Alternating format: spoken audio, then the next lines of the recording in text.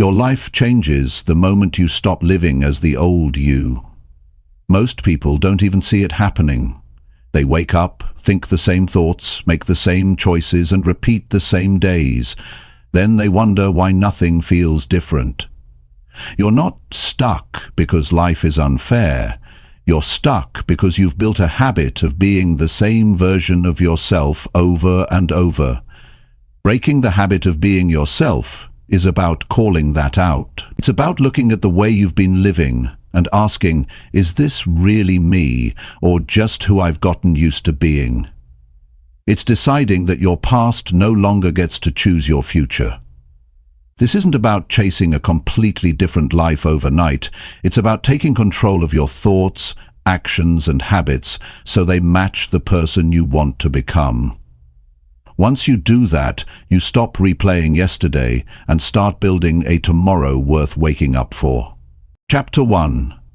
Recognize how your daily patterns are quietly shaping your future.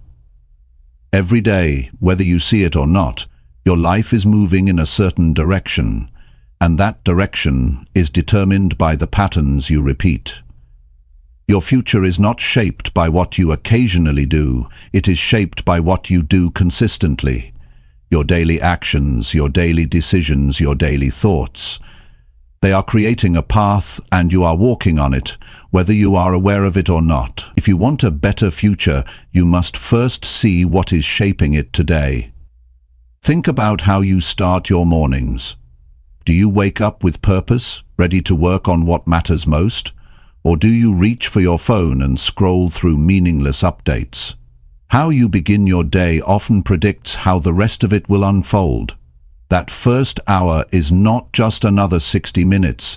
It is the foundation for the hours that follow. If your start is weak and distracted, the rest of your day will struggle to gain strength. And if you do that most days, your life will reflect it. Patterns are dangerous because they are quiet. They are comfortable. They become so normal you stop noticing them. You no longer question them. You just keep doing them because they feel familiar, and that familiarity convinces you they are harmless. But nothing is harmless if it is quietly stealing your potential. Look at your work habits. If you avoid the hard, important work and choose the easy, less valuable work, that is a pattern, and over time, it tells your mind and your future that you are comfortable with less. If you never challenge yourself to learn a new skill or deepen your expertise, that is a pattern too, and it will keep you exactly where you are. Look at your health choices. If most of your days are spent sitting, eating without thought, skipping exercise, or staying up too late, that is a pattern, and it will shape not only your body, but your energy, your confidence, and your mental clarity. Over time, it will decide how strong you feel, how much you can work, and even how long you can live. Look at your relationships. If you spend your time with people who complain, who avoid responsibility, who waste their potential, that is a pattern. And that environment will influence you until you carry the same habits. You may think you are in control, but the truth is, you are adapting to the people you are around most often. You may not realize it, but you are rehearsing your future every single day. If your daily patterns are strong, disciplined, and growth-focused, you are rehearsing success. If your daily patterns are lazy, reactive, and unplanned, you are rehearsing mediocrity or failure. The problem is not that people do not want to improve. Most people want better results. The problem is that they never stop to examine what they are doing every day that is keeping them where they are. They keep expecting a new future while living the same old days. And that is impossible. You cannot create a different future without changing your present patterns. That is the simple truth.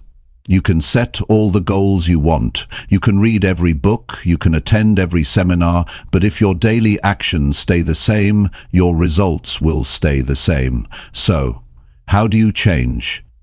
It starts with awareness. Before you can break a pattern, you must see it clearly. Spend a few days observing yourself.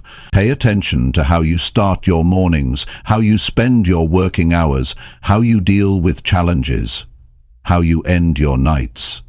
Notice the routines you repeat without thinking. Some of them might be harmless, others might be holding you back. You cannot fight what you cannot see. Once you see your patterns, ask yourself one question.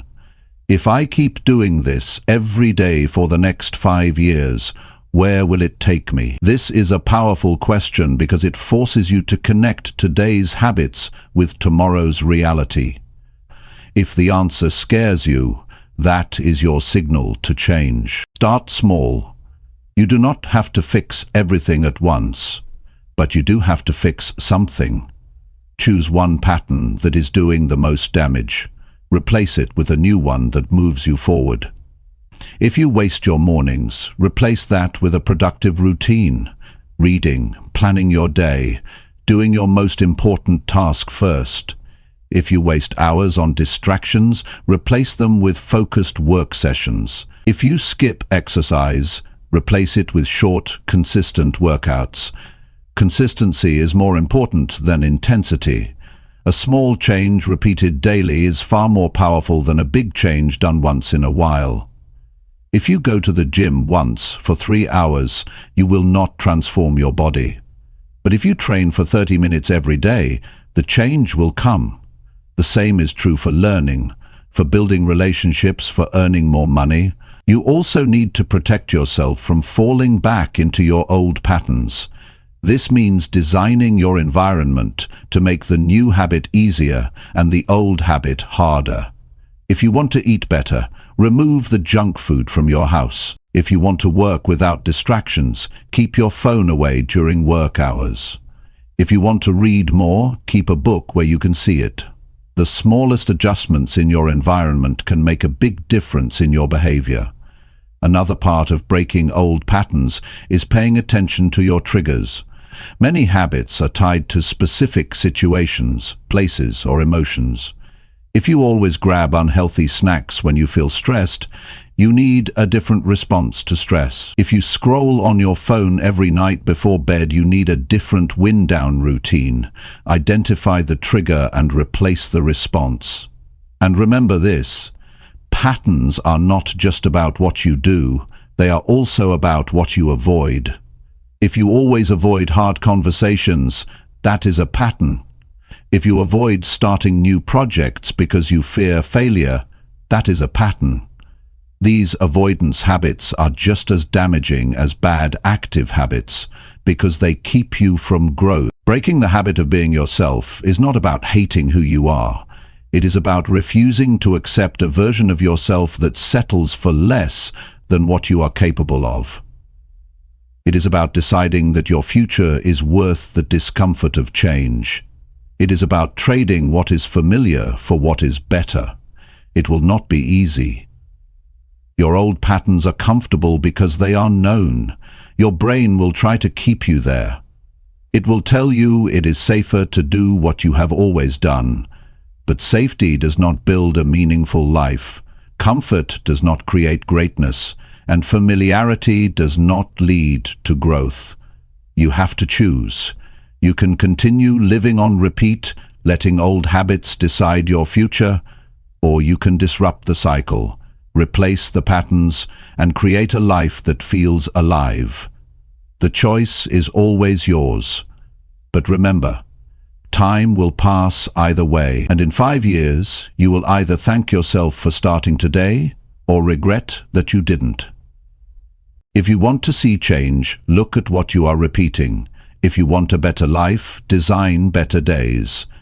If you want a different future, live differently now. You have more power than you think, but that power only works when you use it. Right now is your opportunity. Not next week, not next month, now. Recognize your patterns, break the ones that hold you back, build the ones that push you forward, and watch how your future changes, one intentional day at a time. Chapter 2. Question every belief that has stopped you from growing, Everything you believe about yourself shapes how you live. Some of those beliefs are helping you, others are holding you in place. The problem is, most people never stop to ask where those beliefs came from, or if they are even true. They accept them as facts, when in reality they are often just old conclusions based on limited experiences. And when those beliefs are not challenged, they quietly control every decision, every risk you take, and every opportunity you let pass by. Think about it. Somewhere along the way you decided what kind of person you are. Maybe you told yourself you are not smart enough to achieve certain goals. Maybe you decided you are not outgoing enough to build meaningful relationships. Maybe you convinced yourself you do not have the talent or resources to succeed in a specific field. None of these ideas are absolute truths, but once they took root in your mind, you began to live as if they were. The first step to growth is to realize that beliefs are choices. You may have learned them from your parents, teachers, friends, or past experiences, but you are the one carrying them forward. If they are keeping you small, you can replace them, but you have to see them clearly before you can do anything about them. Start by listening to your own inner language. Pay attention to the thoughts that appear when you consider doing something new. If your first reaction is, "I can't," or "I'm not that kind of person," that is a belief speaking. If you hear, "That will never work for me," before you even try, that is a belief speaking. These quick, automatic reactions are often signals that you are letting an old idea make your decisions for you. Some beliefs were formed when you were much younger, at a time when you did not have the experience or perspective you have now. Maybe you failed at something once and concluded you would never succeed at it. Maybe someone you respected told you that you were not cut out for a certain path, and you believed them. You carried that statement forward, repeating it to yourself until it became part of your identity. But if you look closely, you will see that those early experiences were not final verdicts. They were just moments in time. When you stop and question those beliefs, you create space for a new possibility. Ask yourself, is this belief actually true? Not, does it feel true? Because feelings can be misleading. But, can I prove this is true in every situation? Most of the time, the answer is no. What you will find is that the belief has exceptions, holes, and flaws. And if it is not always true, you cannot let it control you. Another powerful question is, where did this belief come from? Trace it back to its source. Did you pick it up from a parent who lived with fear and passed it down to you? Did you accept it after a single failure and decide it applied forever? Did it come from someone who did not know your full potential? When you see the source, it becomes easier to decide if you want to keep carrying it. Once you identify a limiting belief, you have to replace it with a stronger one. You cannot just remove it and leave a gap, because the old thought will find its way back. Replacing it means choosing a belief that moves you forward. For example, instead of, "I'm not good at meeting new people," you might adopt, "I can learn to connect with others if I practice." Instead of, "I'm terrible at managing money," you might say, "I can get better at managing money by learning and applying new skills." The replacement does not have to be unrealistically positive. It just has to point you toward growth.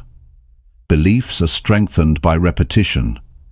That means you have to reinforce your new belief by acting on it. If you believe you can learn to connect with others, you have to practice conversations. If you believe you can improve your money habits, you have to start managing your spending and saving. Each time you take action, you give your new belief more weight and weaken the old one. One of the hardest parts of questioning your beliefs is dealing with the discomfort it creates. You may feel resistance when you challenge something you have believed for years. You may feel fear when you step into an unfamiliar identity. But remember, discomfort is not danger. It is a sign you are stepping beyond your mental boundaries. If you run from that feeling, you will stay trapped in the same box. You must also be careful about the people you surround yourself with. If your environment reinforces your limiting beliefs, growth becomes harder. For example, if you are trying to believe you can succeed in business, but spend your time with people who constantly talk about how hard it is to make money, you will find yourself pulled back to your old mindset. Surround yourself with people who believe in possibilities. Listen to those who have achieved what you want to achieve. Their perspective will challenge the limits you have placed on yourself. Another practical step is to test your beliefs through small experiments. If you believe you cannot learn a new skill, take a course and see what happens. If you believe you are not a good leader, volunteer to lead a small project and observe your performance. These tests create real evidence that can either confirm or disprove your belief. More often than not, you will find that you are far more capable than you thought. It is also important to remember that your mind naturally looks for evidence to support what it already believes. If you believe you are bad at public speaking, you will remember every time you stumbled and forget every time you spoke well. To change this, you must actively look for evidence that supports your new belief. Keep track of your progress. Write down moments when you succeed in small ways. Over time, these examples will outweigh the old ones and build confidence in your new perspective. Do not confuse challenging your beliefs with doubting your worth. This is not about finding more reasons to criticize yourself. It is about realizing you have been living with ideas that do not serve you and deciding to upgrade them. The goal is not perfection, it is progress. You are not trying to erase your past, but to stop letting it limit your future. Some beliefs are harder to change because they are tied to your identity. You might believe, "I'm a shy person," or "I'm just not disciplined." These feel permanent because you have repeated them for so long, but even identity-based beliefs can change if you act in new ways. If you tell yourself you are shy, but start speaking up in small situations, your identity will shift. If you tell yourself you are not disciplined, but start keeping one small commitment each day, you will begin to see yourself differently. Breaking free from limiting beliefs is a lifelong process. New ones will appear as you face new challenges. The key is to stay aware. Make it a habit to examine the beliefs behind your decisions. Ask yourself regularly, is this belief helping me grow or keeping me stuck? If it is keeping you stuck, it is your responsibility to replace it. When you commit to this process, your life changes in ways you could not have predicted. Opportunities appear because you are no longer rejecting them before they arrive. You begin to take actions that once felt impossible. You start building a track record of success that reinforces your new identity. And over time, you realize that the limits you once believed in were never real. They were just unchallenged thoughts. You have the ability to question every belief that has stopped you from growing. You have the ability to choose new ones that open doors instead of closing them. And you have the ability to live a life that is not dictated by the past, but created by conscious choice. Every belief you upgrade is a step toward the person you can become. The work is not easy, but the reward is freedom. The freedom to live without the invisible chains you have been carrying for far too long. Chapter 3. Notice when you are repeating the same unhelpful choices. Every outcome you live with today is the result of choices you have made over time. Some of those choices have served you well, others have quietly worked against you. The ones that hold you back are often not dramatic or obvious. They are the small, repeated decisions that seem harmless in the moment, but add up to create a direction you may not want. The challenge is that most people never notice they are making the same unhelpful choices again and again. They think they are deciding in the moment, but in reality they are following a script they have run hundreds of times before. This is why awareness is so powerful. You cannot correct what you do not recognize. If you want to grow, you must start by seeing your patterns as they happen, not just in hindsight. That means paying attention to the moments when you are about to make a familiar decision. Watch for the signs that you are repeating yourself. Sometimes it is the same excuse you always use to avoid taking action. Sometimes it is the same reaction to a situation that has frustrated you in the past. Sometimes it is the same habit you fall back on when you feel tired, stressed, or uncertain. The truth is, life presents many crossroads each day. The choice you make in those moments can move you closer to your goals or keep you locked in place. If you are not careful, you will choose the familiar option simply because it feels comfortable, even when you know it does not lead to the results you want. The familiar is seductive because it requires no effort.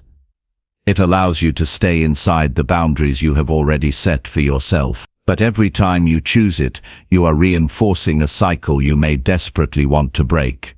One reason people repeat unhelpful choices is that they underestimate the cost of each decision. They think, it's just this one time or I'll make a better choice tomorrow. But small actions repeated often are never just one time. They create habits. And habits create results. If you choose to procrastinate today, you make it easier to procrastinate tomorrow. If you skip the important work now, you train yourself to do it again later. Over time, this becomes the path of least resistance, and your future bends in that direction. Another reason is emotional comfort. Many unhelpful choices give you a short burst of relief. For example, avoiding a difficult conversation lets you escape the tension for now, but it keeps the problem alive. Giving in to distractions feels good in the moment, but it leaves you further from your goals. These short-term comforts are deceptive. They feel like wins, but they are actually trades.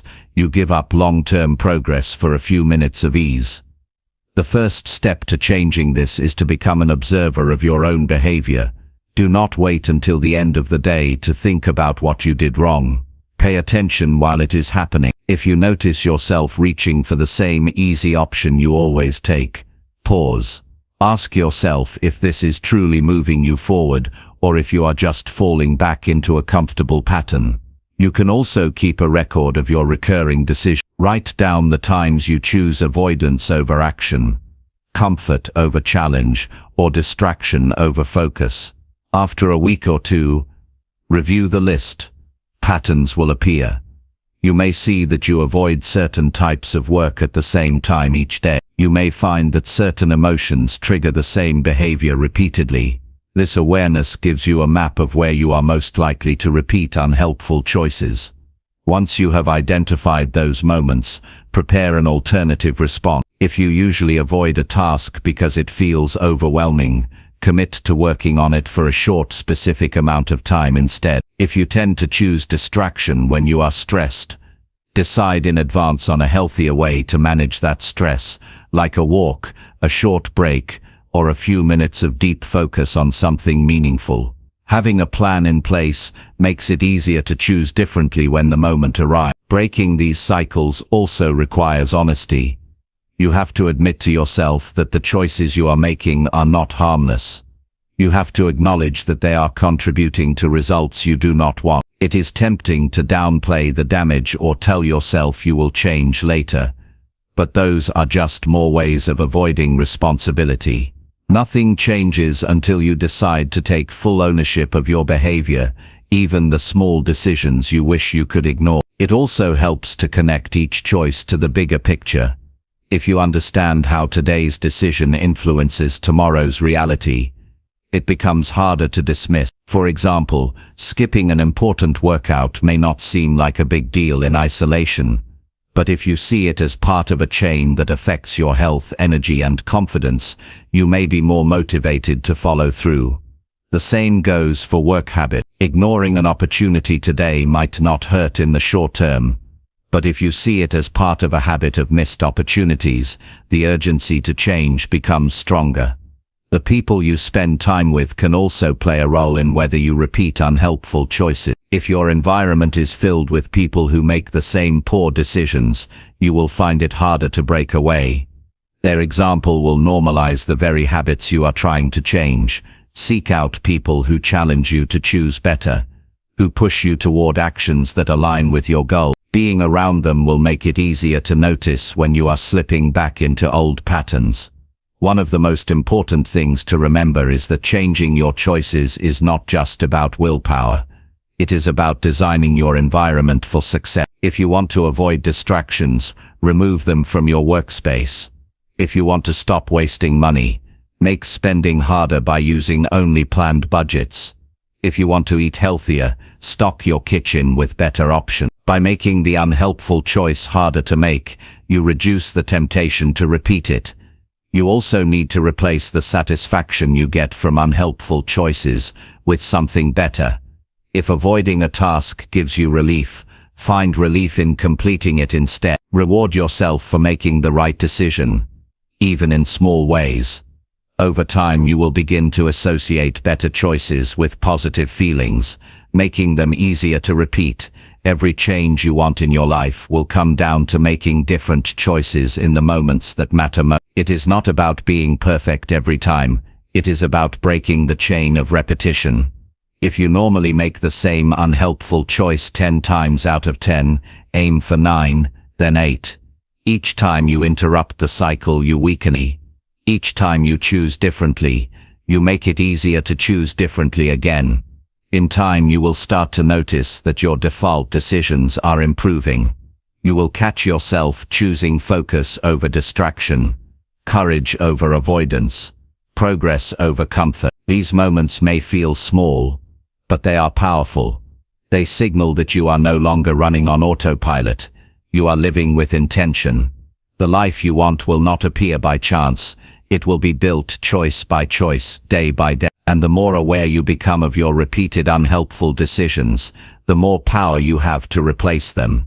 Every time you notice and act differently, you are writing a new story for yourself. You do not have to keep living the same day over and over. You have the ability to stop, to see clearly, and to change the path you are on. Your future will be shaped by the decisions you repeat, so choose the ones that build the life you truly want. Start noticing. Start choosing different, and keep doing it until your actions match the future you are working for. Chapter 4. Catch yourself acting from fear instead of real desire. Fear has a way of slipping into your decisions quietly. Most of the time, you don't even recognize it for what it is. It dresses itself up as caution, as logic, as being practical, but underneath, it's the same thing. It's you holding back, because you're afraid of the outcome. When fear drives your actions, you don't move toward what you truly want. You move toward what feels safest in the moment. And over time, that safety becomes a cage. Every choice you make has a reason behind it. Sometimes that reason is rooted in genuine desire. You're pursuing something because it excites you, because it matters, because it lines up with the person you want to become. Other times, the reason is fear. You're avoiding pain, rejection, embarrassment, or uncertainty. It's not always obvious which one is driving you unless you pay attention. That's why catching yourself in those moments is critical. Fear-based decisions usually have a certain pattern. They shrink your world instead of expanding it.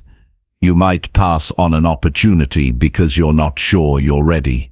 You might avoid a conversation because you're worried about how the other person will react. You might turn down a challenge because you don't want to fail. Each time you do, you give fear a little more control over your life.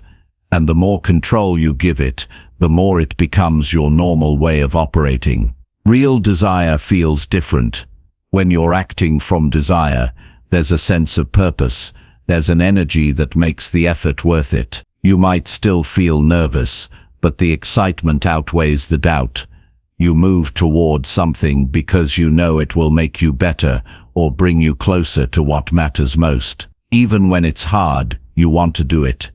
The challenge is that fear often hides behind reasonable excuses. You tell yourself you don't have the time, the money, the experience. You convince yourself that now isn't the right moment. You gather all the reasons why waiting makes sense. But if you look deeper, you'll see that those reasons are built on uncertainty, not truth. You're protecting yourself from the discomfort of risk, not from an actual danger. Catching yourself in the act starts with awareness. You have to pause when you feel hesitation and ask, why am I really saying no? Is this because I don't want it, or because I'm afraid of what might happen if I go after it? That question alone can pull the mask off fear. Many times you'll find that the only thing standing between you and the action you want to take is the thought of how it might go wrong. It's not about never feeling fear. Fear is part of being human. It's about noticing when fear is the deciding factor. If you want a different life, you can't let fear have the final say. You have to train yourself to respond differently when it shows up. Instead of retreating, you lean in. Instead of avoiding, you face it. That shift in behavior changes the entire direction of your life. Fear often shows up the moment you start thinking bigger. As soon as you imagine yourself stepping outside your comfort zone, the doubts start talking. What if you fail? What will people think? What if you're not good enough? The temptation is to back away before those thoughts get too loud. But here's the truth. Those voices don't disappear when you avoid them. They grow stronger. The only way to quiet them is to take action anyway. One way to train yourself is to make small, low-stakes decisions where you choose courage over fear. If you're nervous about speaking up in a meeting, make a point to share one idea next time. If you're afraid to network, start by introducing yourself to one person. Each time you override fear, you send a message to yourself. I can handle this. Over time, your confidence grows.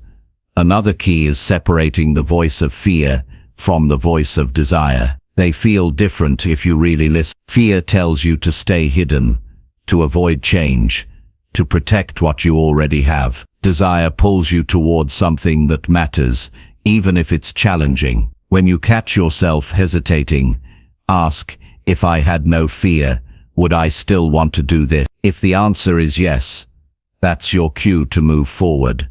Fear-based living has a cost.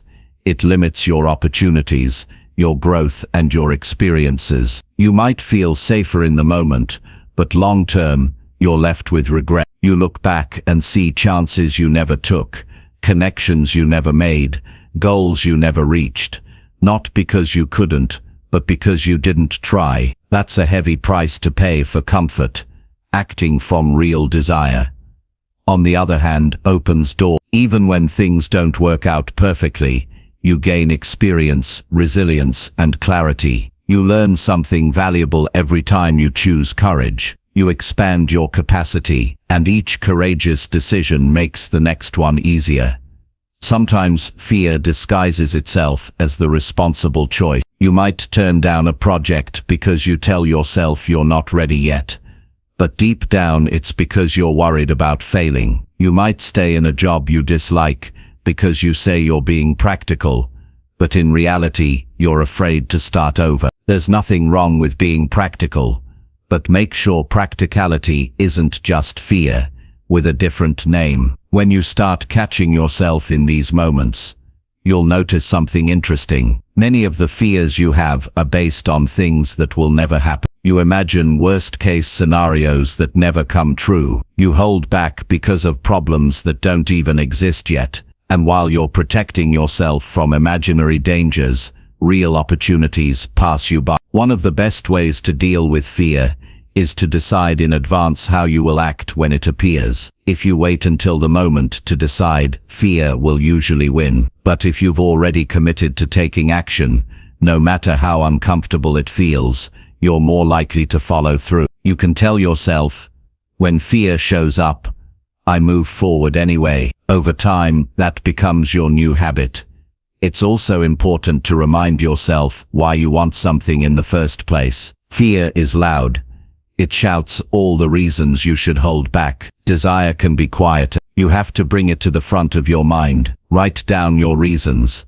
Look at them often. When the moment comes to choose, focus on those reasons. Let them guide you more than your fears. Acting from fear keeps your life small. Acting from desire expands it. Every time you choose desire, you step into a larger version of yourself. You discover abilities you didn't know you had. You experience life in a fuller way. You become someone who doesn't just dream of change.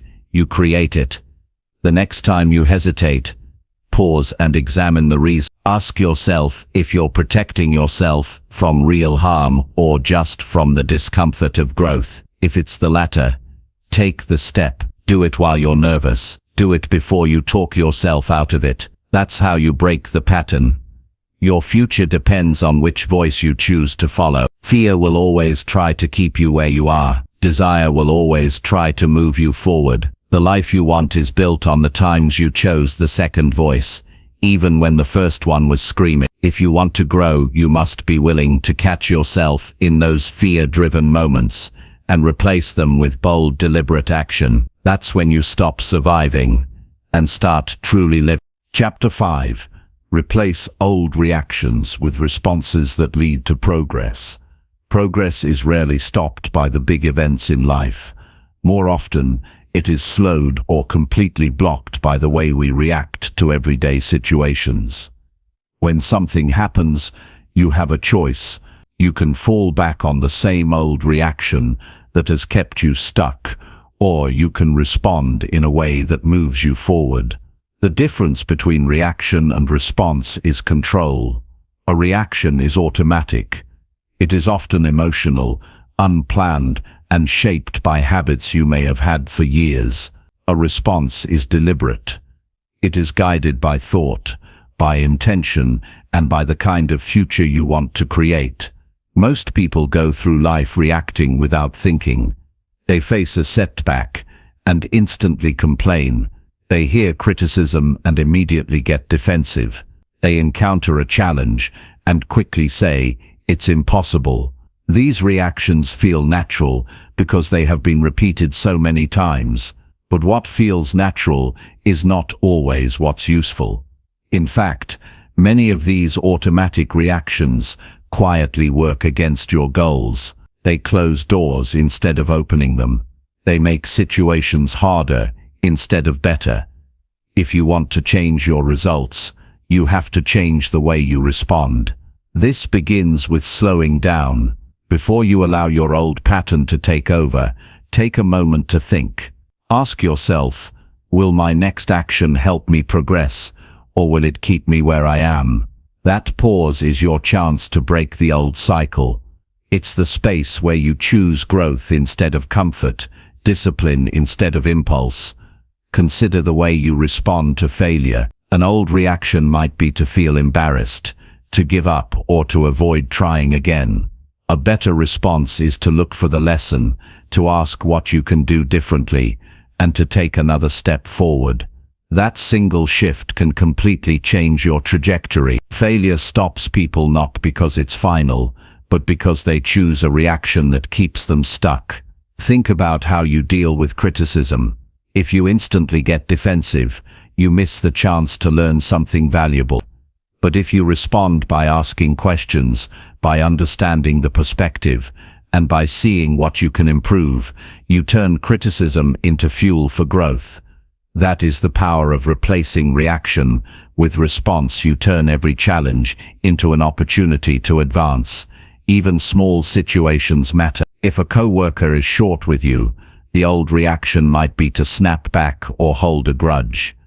The better response is to stay calm, not take it personally, and keep your focus on your own work. Every time you respond with intention, you protect your energy and keep your momentum. Replacing old reactions requires awareness.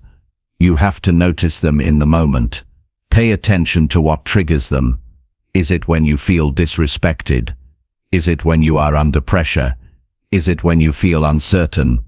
Knowing your triggers allows you to prepare a better response in advance. That way, when the moment comes, you already know how you will handle it. One practical approach is to rehearse new responses.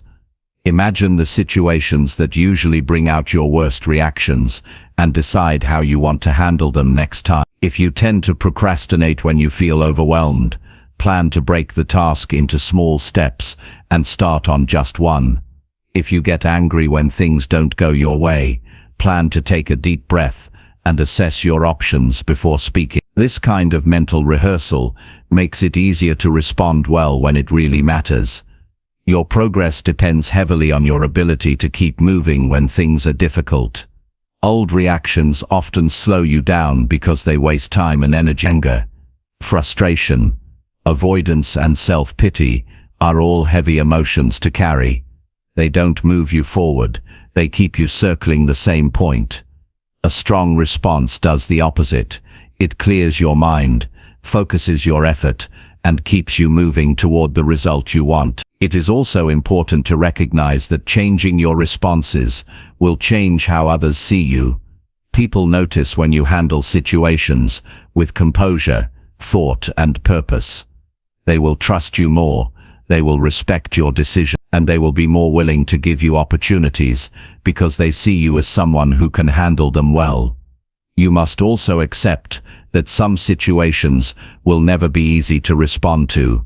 There will be moments when you want to go back to your old ways because they are familiar. There will be times when you feel justified in reacting badly because someone else was wrong. But you have to ask yourself, does being right matter more than making progress? Most of the time it doesn't.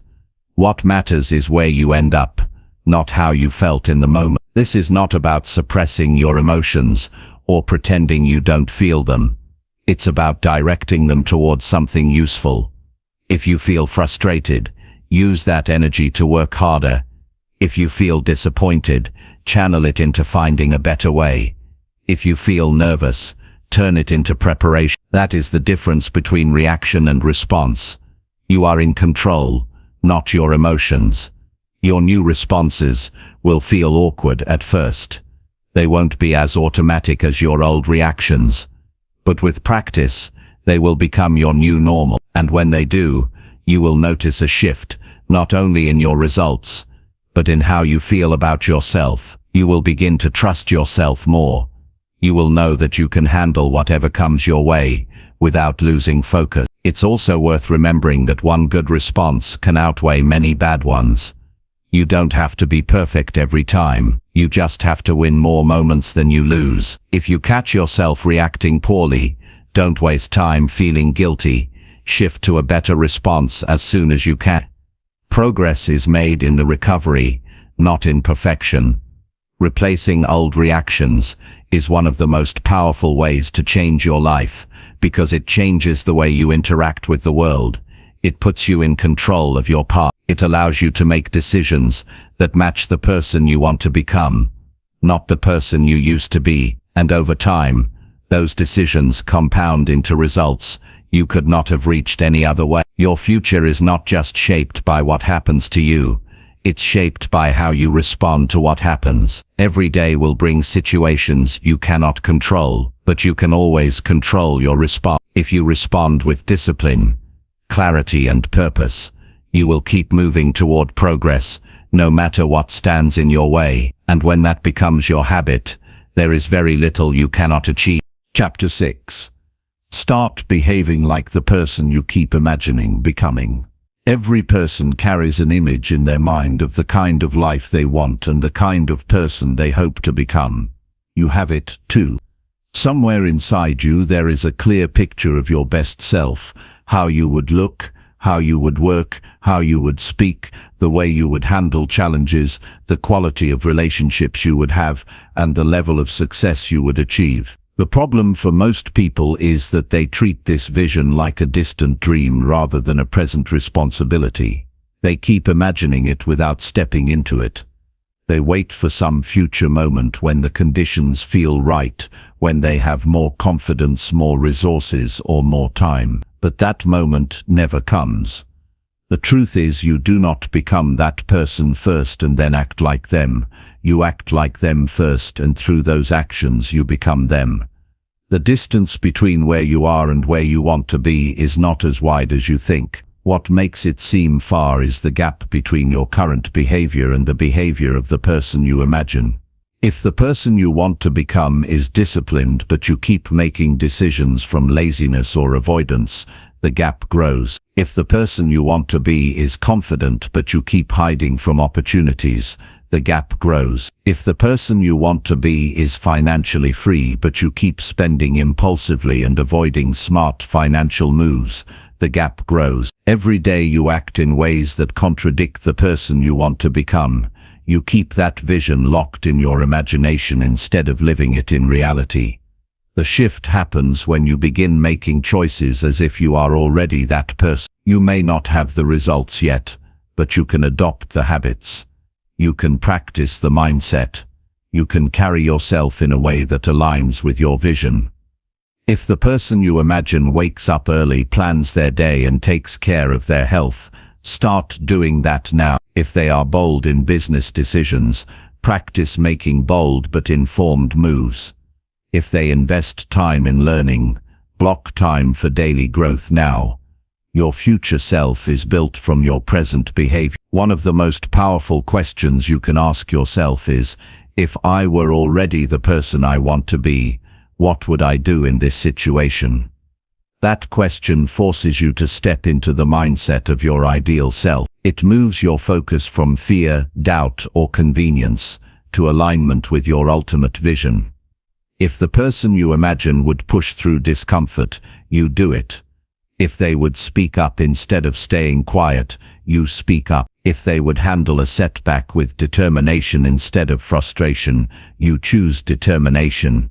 Over time, those decisions shape your identity until the gap between the imagined you and the real you disappears. Many people hold themselves back because they think they need permission to live differently. They wait for validation from others, or they wait until they feel ready. But readiness is a trap. It keeps you waiting instead of acting. You will never feel completely ready to make big changes because those changes require you to step into unfamiliar territory.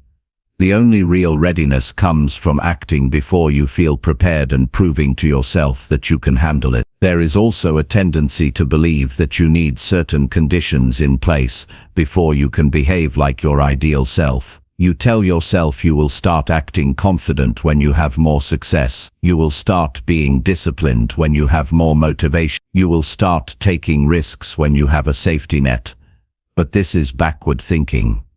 Confidence comes from acting confident before you have proof.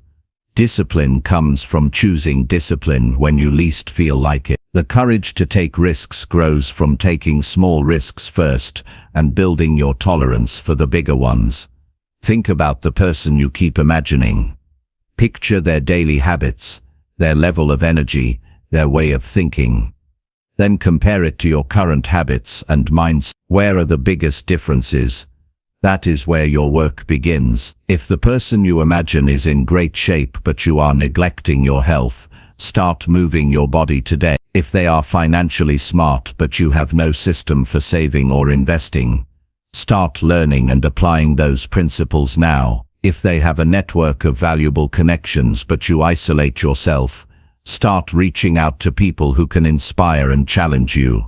Behavior shapes identity. The more you behave like your future self, the more you will start to see yourself that way. When your identity changes, your standards rise. You stop tolerating the habits, excuses and situations that belong to the old version of you. You begin protecting your time, your energy, and your goals like they are non-negotiable, because for your ideal self they are. You also have to prepare for resistance. The moment you start acting like the person you want to become, you will feel friction. Old habits will try to pull you back. Your environment may not support the change. People who are comfortable with the old version of you may push back against the new one. This is normal. Growth always disrupts the patterns you've been living in, and not everyone, including parts of yourself, will welcome it at first. You have to push through this stage until your new behavior becomes your new normal. This process requires consistency. You cannot behave like your ideal self once in a while and expect lasting change. The real transformation comes when you show up as that person day after day, even when it feels repetitive, even when no one is watching, even when progress is slow. Each consistent action becomes a brick in the foundation of your new life. It also helps to track your progress. Keep a journal where you record how you showed up like your future self each day. Write down the decisions you made that align with your vision. Note the moments where you slipped back into old habits and think about how you will handle them differently next time. This self-accountability keeps you focused and reminds you that change is not just an idea, it is something you are living. Sometimes the changes you need to make are small but powerful. It could be as simple as changing the way you speak to yourself. If your imagined self uses language of confidence and possibility, stop speaking with doubt and limitation now. It could be improving your posture, dressing in a way that reflects self-respect, or being more intentional in how you spend your time. Small adjustments, repeated daily, create massive shifts in how you feel and how others respond to you. There will be moments when the old version of you tries to take over, and you have to consciously choose the new one.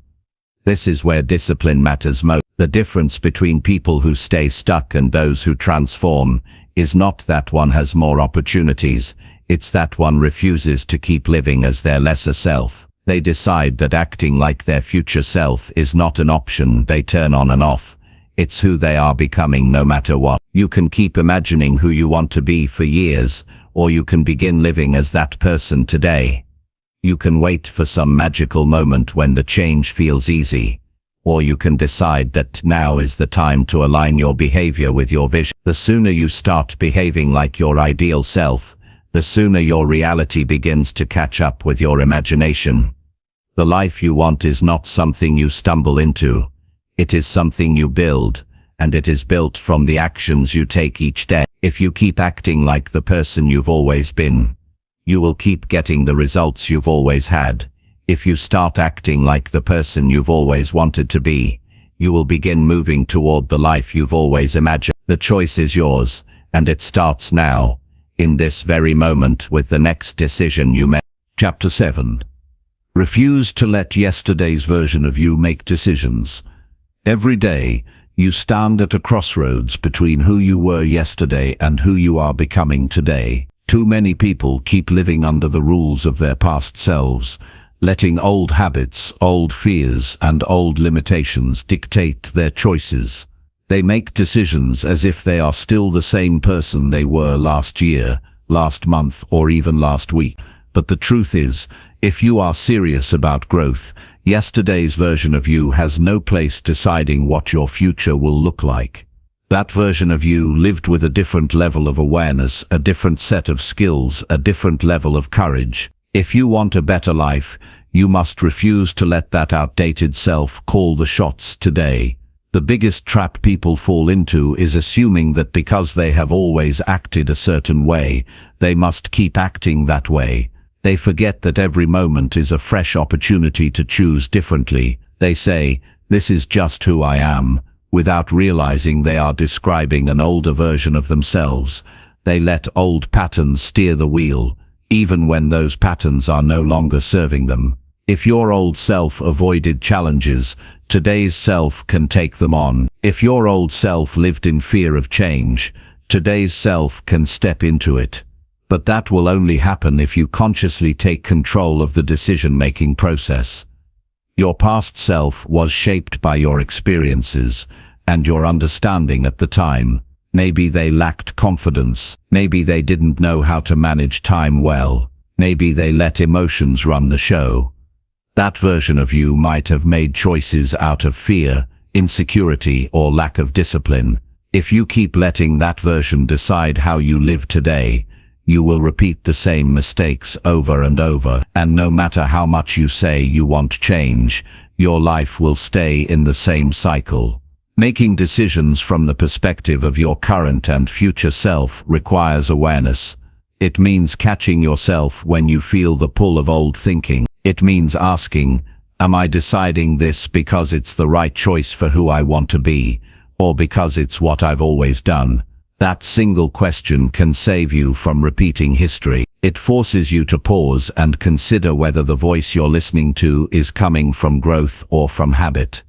Sometimes your past self will try to convince you that nothing is wrong with sticking to the old way. It will remind you that those choices feel safe, that they require less effort, that they protect you from the discomfort of uncertainty.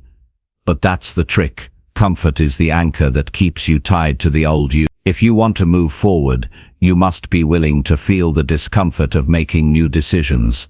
Think about it in practical terms.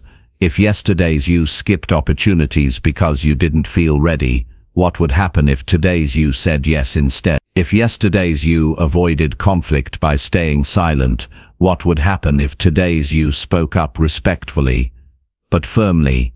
If yesterday's you ignored your health, what would happen if today's you made choices that supported it? Every shift begins with a single decision made by the version of you that refuses to be ruled by the past.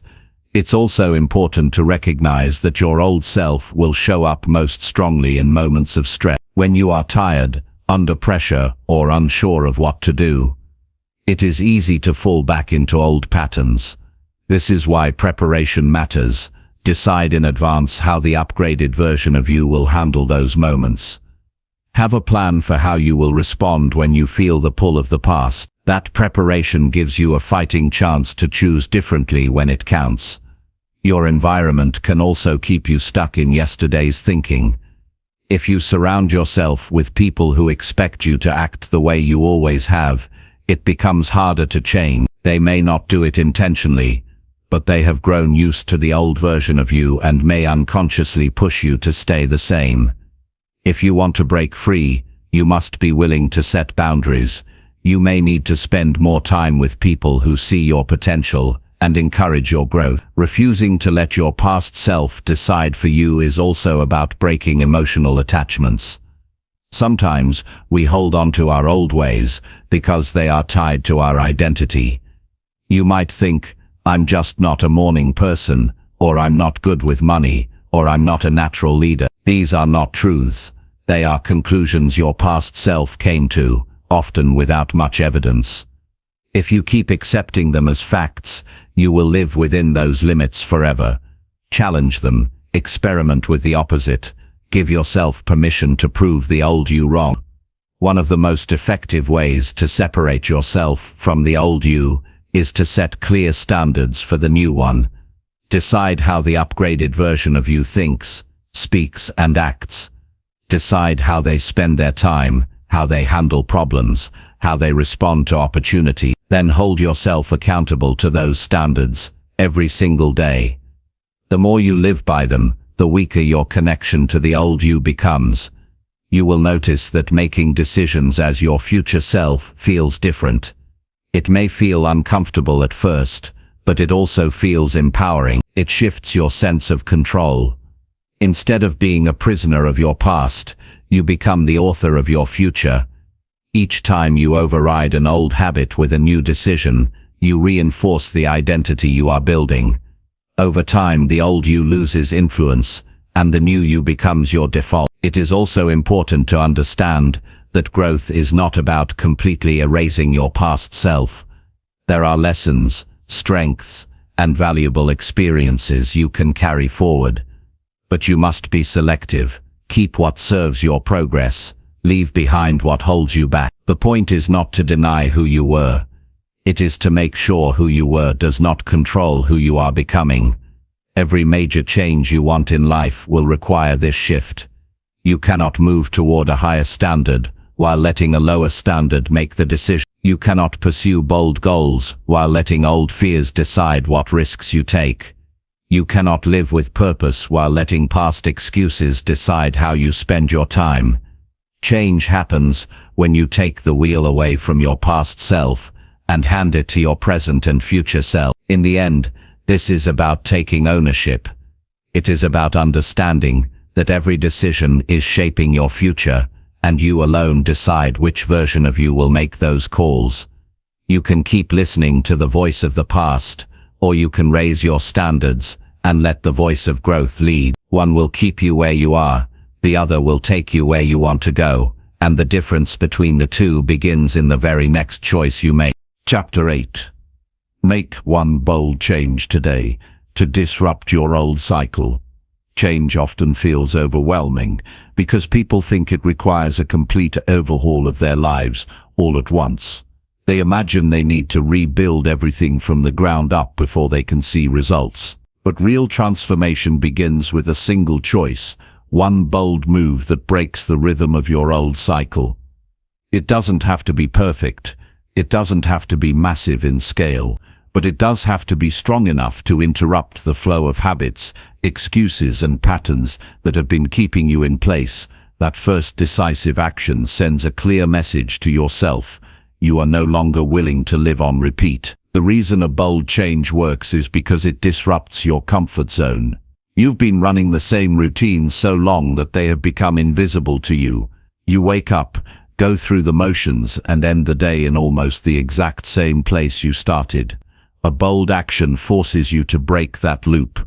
It shakes your thinking, it interrupts your autopilot, and it demands a different response from you. That moment of disruption can open the door to lasting growth if you use it well. Bold changes don't always come from grand gestures. Sometimes it's making a decision you've been avoiding for years. It could be quitting a bad habit cold instead of slowly tapering off. It could be applying for a position you never thought you were ready for. It could be committing to a daily discipline that challenges you in ways you have resisted. It could be removing yourself from a toxic environment you have been tolerating for too long. The size of the action matters less than the strength of its impact on your routine. One of the reasons bold change works is because it creates momentum. It's much harder to stay stuck once you've taken a leap forward. That leap may feel uncomfortable, even scary, but it forces you into a new space where your old habits no longer fit. The act of doing something different tells your mind that you are serious about change, and your behavior begins to align with that new identity. The challenge is that most people talk themselves out of bold moves before they even begin. They overthink, they wait for certainty, they want a guarantee that the change will work before they make it. But guarantees do not exist. Bold change is uncomfortable precisely because it carries risk, and that risk is the price of growth. If you want a breakthrough, you must be willing to step into the unknown and trust yourself to handle what comes next. Today is the best time to take that leap, because every day you wait, the old cycle grows stronger. The more you repeat your current habits, the more ingrained they become. If you know the way you've been living is not taking you where you want to go, there is no logical reason to give it one more day. You don't need perfect conditions, you need a decision. Think of the one area in your life that frustrates you the most. It could be your health, your career, your finances, your relationships, or your personal growth. Ask yourself what single action would create the biggest disruption in that area. If it's your health, maybe it's committing to a structured exercise plan, starting now. If it's your career, maybe it's enrolling in a course that forces you to level up your skills.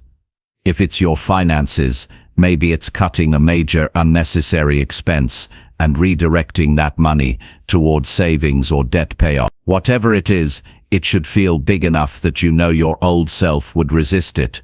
That's how you know it's worth doing. Bold change requires commitment.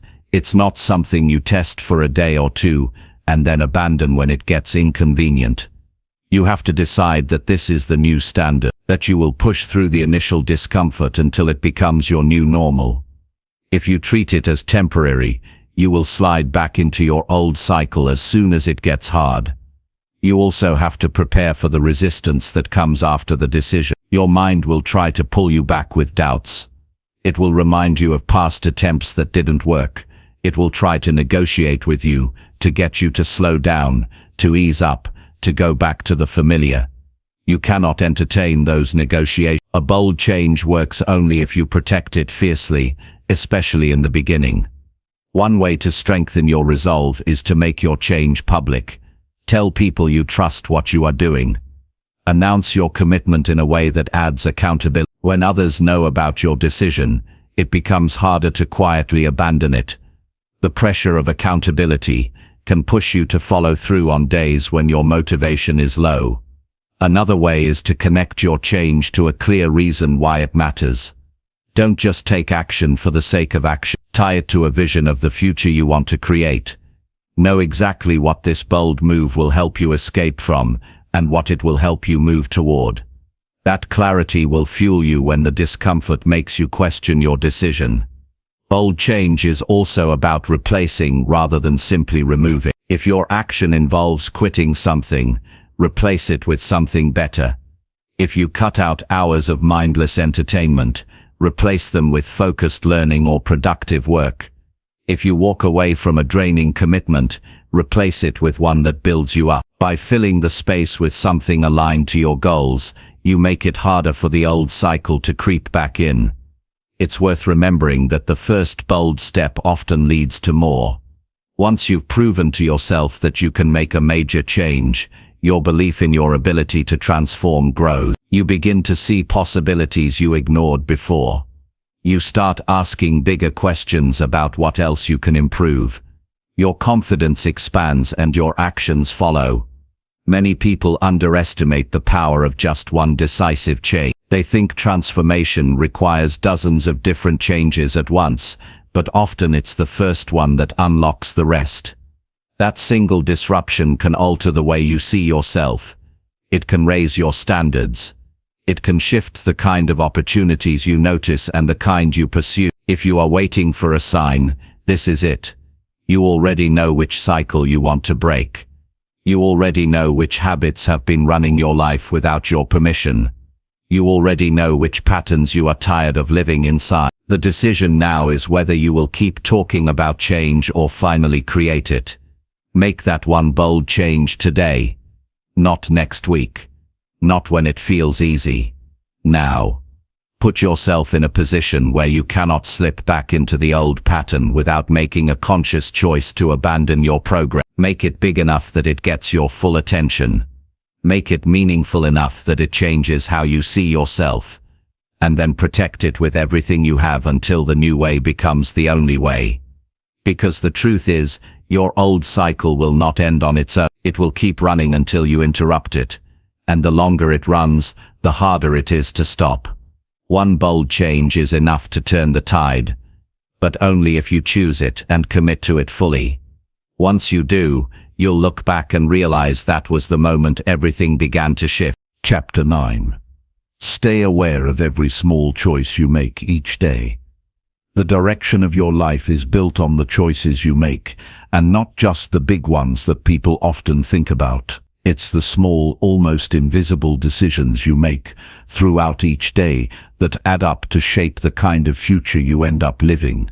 These choices are so routine that they rarely feel important in the moment.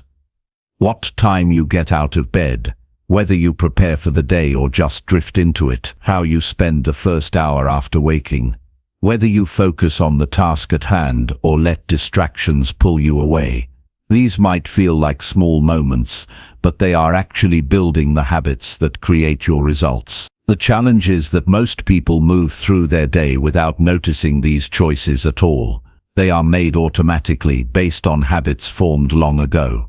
That's why so many people feel like life is happening to them rather than being shaped by them. The truth is, life is shaped by them. They just aren't paying attention while it's happening. If you want to live with more intention, you have to stay aware of every choice, no matter how small, because every choice is either moving you closer to your goals or pulling you away from them. Awareness changes everything. When you start paying attention to your small decisions, you start seeing patterns you've been blind to. You notice that you delay getting started on important work in the morning by checking your phone. You notice that you reach for unhealthy food when you're stressed, instead of dealing with the stress directly.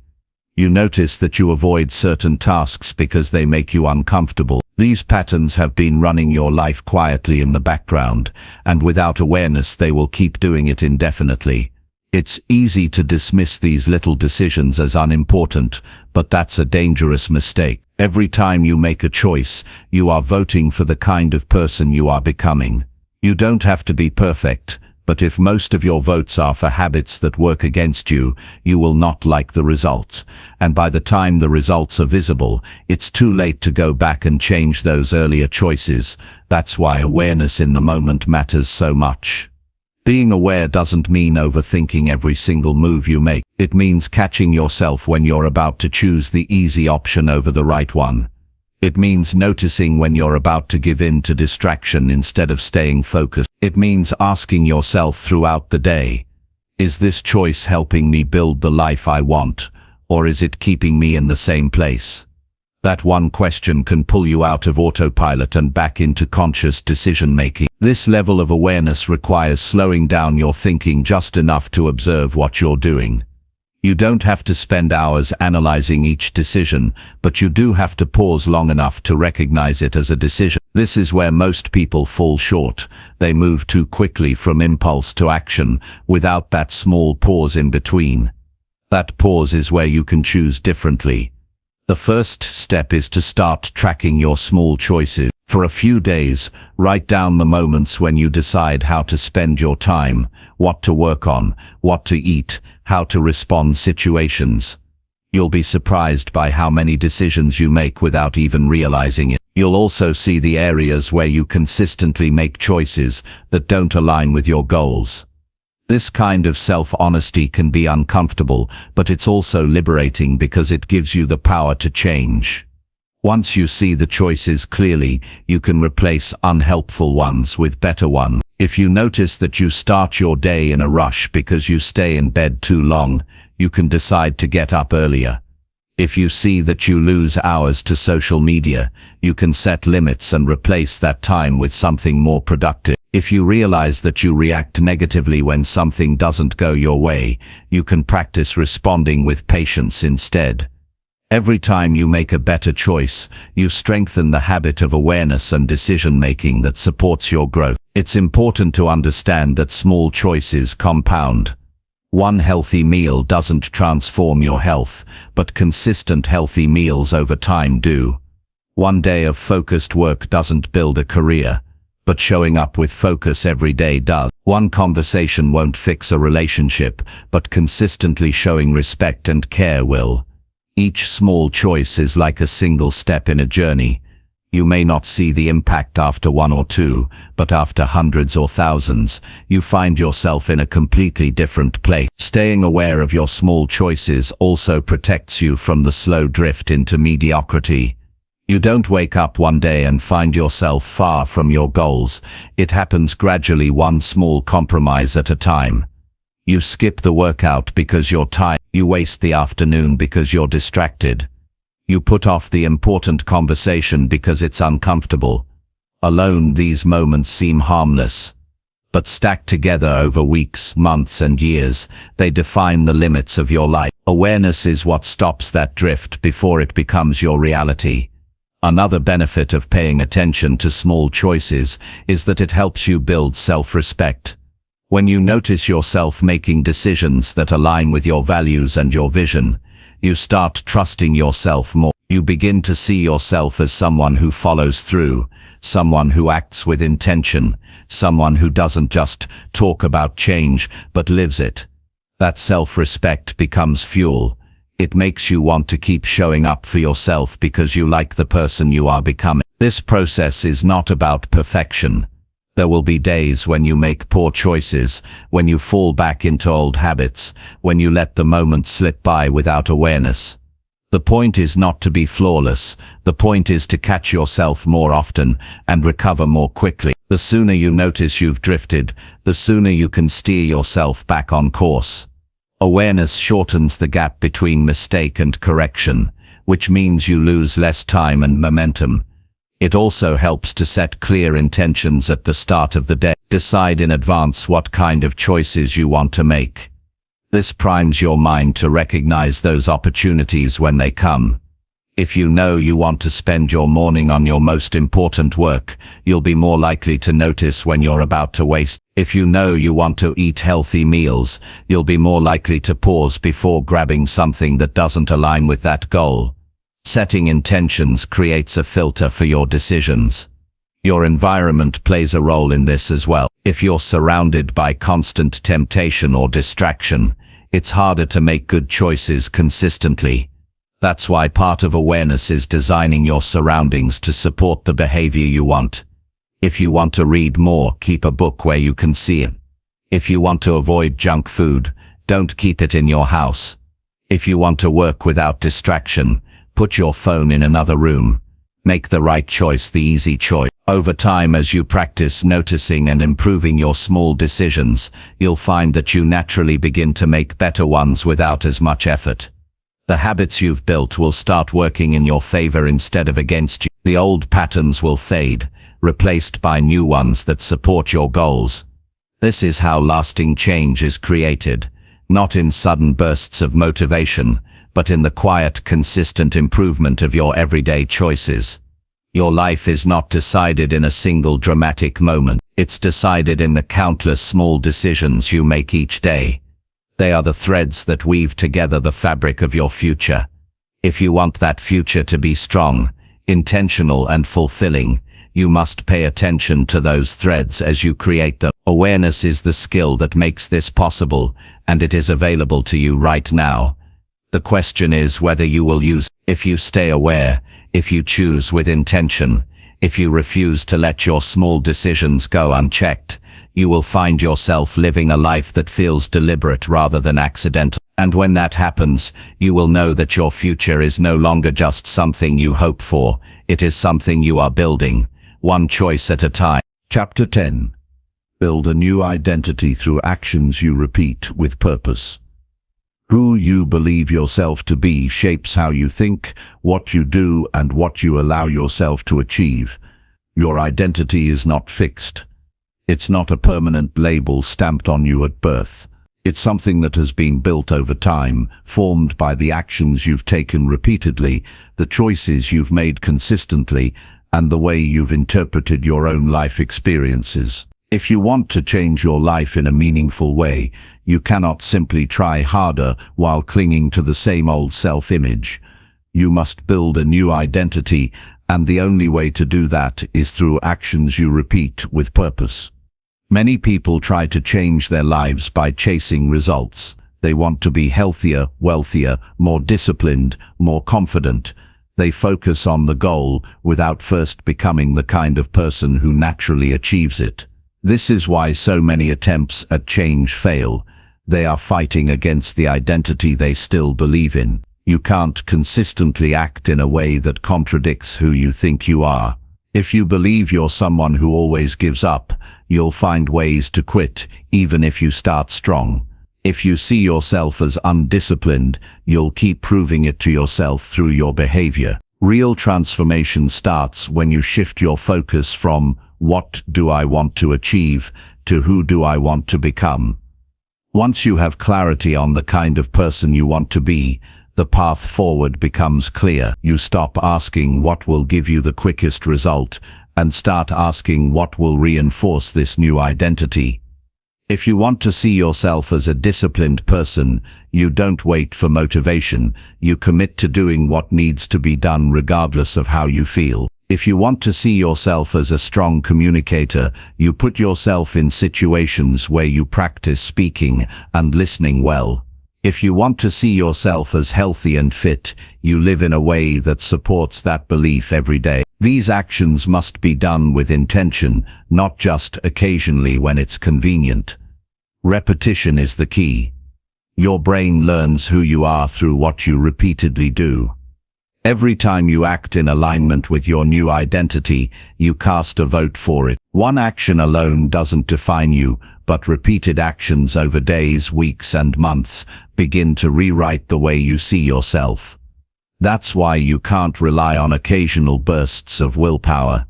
You have to create a system that allows you to live your new identity every day until it becomes natural. The mistake many people make is thinking they need to feel like their new identity before they act on it. They wait to feel confident before they take confident actions. They wait to feel like an athlete before they train like one. They wait to feel successful before they work with discipline. This is backward. You don't wait until you feel ready. You act now, and the feeling catches up later. Your identity will shift only when you've given it enough evidence through consistent action. Purpose is what gives these actions power. If you go through the motions without a clear reason why they matter, they won't stick. You must know exactly why you're doing what you're doing, and what kind of person you are proving yourself to be with each action. This connection between purpose and action makes it harder to quit, even on days when progress feels slow. Your environment can help or hinder this process. If you're trying to build a new identity, you need surroundings that make it easier to act in alignment with it. If you want to see yourself as a learner, surround yourself with books, courses, and people who value growth. If you want to see yourself as someone who takes care of their health, stock your kitchen with good food, plan your workouts in advance, and remove temptations that encourage the old behavior. The right environment reduces friction, making it more natural to live your new identity daily. The people you spend time with matter too. They influence how you see yourself, sometimes more than you realize. If the people around you constantly remind you of your past mistakes or treat you like you haven't changed, it becomes harder to step into your new self. Seek out people who see you for who you're becoming, not just who you've been. Their support can reinforce your efforts and give you the confidence to keep going when doubt tries to pull you back. You also have to prepare for resistance from within. Your old identity won't disappear without a fight. It will show up in the form of self-doubt, excuses, and the temptation to fall back into familiar habits. This is normal. It's your brain's way of trying to keep you in the known and predictable. But each time you choose the new action over the old one, you weaken the old identity's grip and strengthen the new one. Over time, the balance shifts, and the new self becomes your It's important to track your progress, not just in terms of outcomes, but in terms of identity-based actions. Keep a record of the times you acted in alignment with your new self. This creates visible proof that you are changed. On days when it feels like you're not getting anywhere, you can look back and see how far you've come. That record becomes a reminder that change is happening, even when it feels slow. Be patient with yourself. A new identity doesn't take hold overnight. It's built the same way your old identity was, through repetition over time. At first, it might feel forced, like you're pretending. That's fine. You're not pretending to be someone else. You're practicing being who you want to be. Eventually, the practice becomes natural, and the natural becomes automatic. Your new identity will demand new standards. You'll start to notice when your actions don't match who you're becoming. You'll feel a stronger pull to do the right thing, because it's now tied to your sense of self. This is one of the most powerful shifts that can happen. You're no longer just trying to hit goals, you're protecting the integrity of who you are. Building a new identity through purposeful actions is not just about improving your life, it's about reclaiming authorship over it. Instead of letting old labels define you, you define yourself. Instead of letting circumstances dictate who you are, you decide and prove it through what you do every day. This is the deepest form of change, because it transforms not just your results, but the foundation of your life. The person you've been doesn't have to be the person you remain. Every day is an opportunity to prove to yourself that you are becoming someone stronger, wiser, and more capable. Every action you take with purpose is a step toward making that identity real. Keep taking those steps, and eventually you won't have to convince yourself you've changed. You'll know it, and so will everyone else.